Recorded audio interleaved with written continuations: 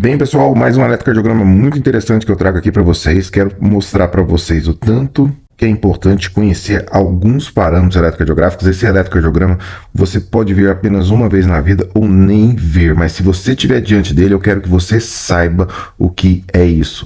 Vamos primeiramente fazer na regra que eu sempre coloco aqui para vocês, que é a regra do REMA: ritmo, eixo, medidas e análise. Vou mostrar aqui para vocês. O ritmo é sinusal. Por quê? Nós vemos em D1 uma onda P positiva, uma onda negativa, onda P em AVR, positiva aqui nas paredes inferiores, D2, D3, veja que é positiva, difícil de ver aqui porque tem as alterações que eu vou mostrar para vocês, mas ela é bifásica em V1, obrigatoriamente negativa em AVR, então o ritmo é sinusal. Se a gente for ver a frequência cardíaca na regra do REMA, então a primeira coisa que a gente vê depois do ritmo, eles têm entre dois intervalos RR aqui, 1, 2, 3 quadrados e meio, alguma coisa assim. Se for 300 dividido por 3, nós temos 100 batimentos. Se for 300 dividido por 4, nós temos 75. Então a frequência aí está por volta aí de 80, 85, 82 batimentos por minuto. Então essa é a frequência cardíaca, não é taquicardia e não é bradicardia. Então é o ritmo sinusal. Até então nós avaliamos um ritmo sinusal regular. O eixo cardíaco nós temos aqui em D1, que ele é positivo e negativo aqui, sendo que aqui em AVF praticamente eu não sei qual que é o complexo QRS. Você vê que ele está totalmente amputado, né? A gente vê aqui que, ou vamos considerar aqui que seja bifásico aqui, porque tem uma alteração aqui também, mas é um eixo cardíaco realmente muito difícil de calcular. Provavelmente aqui em AVF ele é positivo, em D1 aqui ele é bifásico, ele está se encontrando então a 90 graus de D1 ali em AVF positivo, então o eixo está a mais 90 graus, certo? Então a gente vê quando é bifásico, considerando D1 bifásica, a fase positiva e a fase negativa aqui, e AVF positivo, então o eixo cardíaco está ali a 90 graus. A próxima parte que a gente vê é a avaliação das medidas. Então, medidas, intervalo PR. Vamos ver onde tem um intervalo PR fácil de visualizar. A gente pode ver o intervalo PR aqui, ó, por exemplo. Vamos ver em V1 mesmo. Ele parece que está quase compreendido, é um pouquinho daqui para cá. Se puxar um pouquinho, ele está no limite de um quadrado grande, que é 200 milissegundos. Então temos um intervalo PR limítrofe, não é um BAV de primeiro grau, mas é um intervalo PR de limítrofe.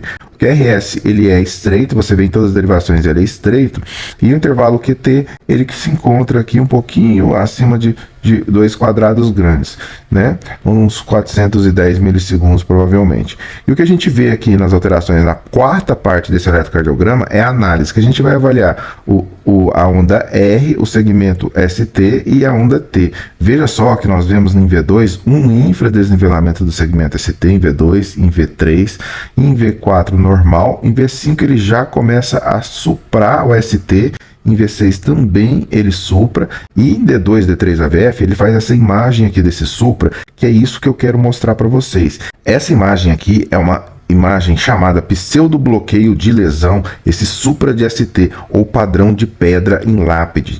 E vejam esse padrão, ele é um padrão muito característico, um padrão assim difícil de ver, de uma corrente aguda, exatamente como se tivesse fechado a artéria coronária desse paciente naquele momento que fez o eletro, um pouquinho antes daquele momento que fez o eletro. Não é só em infarto que tem esse padrão de pedra em lápide, é um padrão de pseudobloqueio de lesão.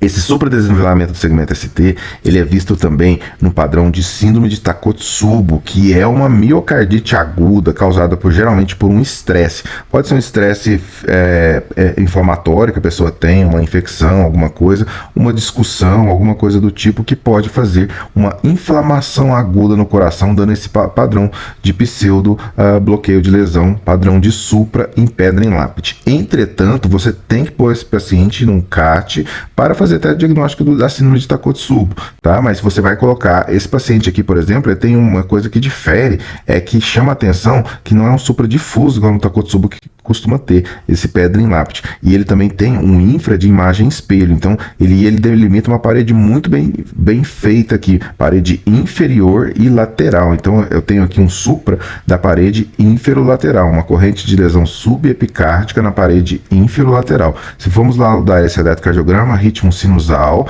a corrente de lesão subepicárdica na parede inferolateral. Então isso aqui pode ser a primeira hipótese, é um infarto com supra de ST, fechando ali uma coronária direita ou até mesmo uma artéria circunflexas. Como eu já expliquei para vocês, quando o supra de D3 é maior que o supra de D2, provavelmente é uma artéria coronária direita, tá certo? Então isso tem algoritmos para isso, eu explico tudo isso no meu curso regular, no link aqui na descrição. Então, aprendam esse eletrocardiograma, tenham ele em mente. Se você vê isso aqui de novo, você vai lembrar de mim explicando esse eletrocardiograma para você. Dê o like nesse vídeo, não esqueça de compartilhar ele, principalmente se você não é inscrito, inscreva-se no nosso canal para ter mais eletrocardiogramas como esse e me dê a sugestão aí de que eletro você quer ver, talvez eu faça um vídeo para você. Eu sou o Dr. Felipe Souza e agradeço muito a sua audiência.